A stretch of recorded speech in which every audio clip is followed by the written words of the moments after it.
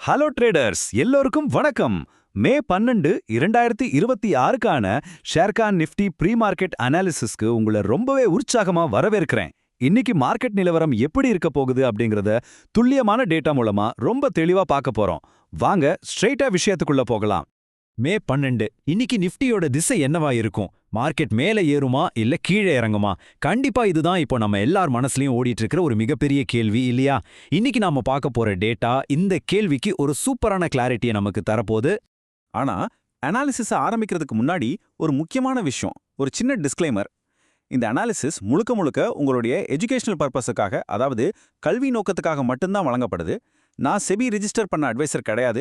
அதனால எந்த ஒரு ட்ரேடிங் முடிவெடுக்கிறதுக்கு முன்னாடியும் உங்க ஓன் அனாலிசிஸை பண்றது ரொம்ப ரொம்ப முக்கியம். ஓகேவா? ஓகே, இப்போ நாம டேட்டாவிற்குள் ஆழமாக போகலாம். முதல்ல நேற்றைய நிலவரம், அதாவது மே 11 அன்னைக்கு மார்க்கெட் எப்படி முடிஞ்சதுன்னு பாத்துருவோம். கவனிச்சிங்கன்னா மே 11 அன்னைக்கு நிஃப்டி ஸ்பாட் 23,815 அப்படிங்கிற நிலையில முடிஞ்சிருக்கு. அதே சமயம் நிஃப்டி ஃபியூச்சர் 23,868ல க்ளோஸ் ஆயிருக்கு. இன்னைக்கு மார்க்கெட் செட்டப்பை நாம சரியா புரிஞ்சுக்க இந்த ரெண்டு நம்பர்ஸ் தான் நமக்கு ரொம்பவே முக்கியமான பேஸ். இதுல நாம கவனிக்க வேண்டிய ரொம்ப சுவாரஸ்யமான விஷயம் என்ன தெரியுமா? அந்த 52, ஆமாங்க 52 பாயிண்டுகள்.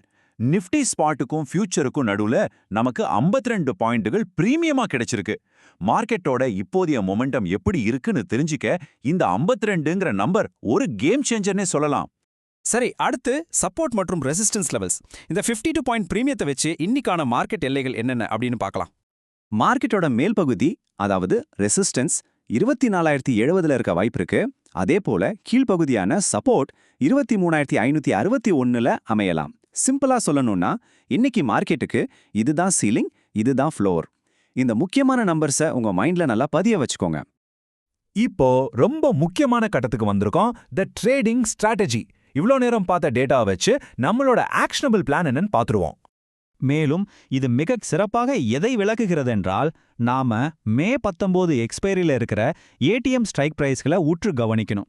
குறிப்பா 23,800 மற்றும் 23,850 இந்த ரெண்டு ஸ்ட்ரைக்குகளை எடுத்துக்கிட்டா மார்க்கெட் எந்த திசையில போனாலும் சரி, கால் அல்லது புட் ஆப்ஷன்ல 52லிருந்து 254 பாயிண்ட்டுகள் வரைக்கும் டார்கெட்டை ரீச் பண்ண ஒரு மிகப்பெரிய வாய்ப்பு இங்க காத்துட்டு இருக்கு.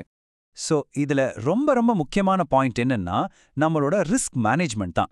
மார்க்கெட்ல எவ்வளோ பெரிய வாய்ப்பு இருந்தாலும் நஷ்டத்தை தவிர்க்கிறது தான் ஒரு புத்திசாலியான ட்ரேடருக்கான அழகு, கரெக்டா? அதுக்காக மினிமம் ஸ்டாப் லாஸா நாம கண்டிப்பா 26 பாயிண்ட்டுகளை மெயின்டைன் பண்ணியே ஆகணும்.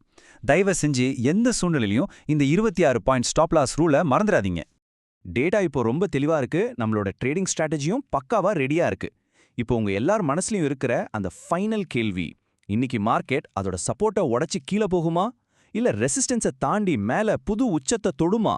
லைவ் மார்க்கெட்ல இந்த டேட்டா எப்படி பிளே அவுட் ஆக போகுதுன்னு பார்க்கறதுக்கு ரொம்பவே எக்ஸைட்டிங்கா இருக்க போகுது. மார்க்கெட் மூமெண்ட்ஸை க்ளோஸா வாட்ச் பண்ணுங்க. சீக்கிரமே இன்னொரு சூப்பரான டேட்டா அனாலிசிஸோட உங்களை சந்திக்கிறேன். தேங்க்யூ.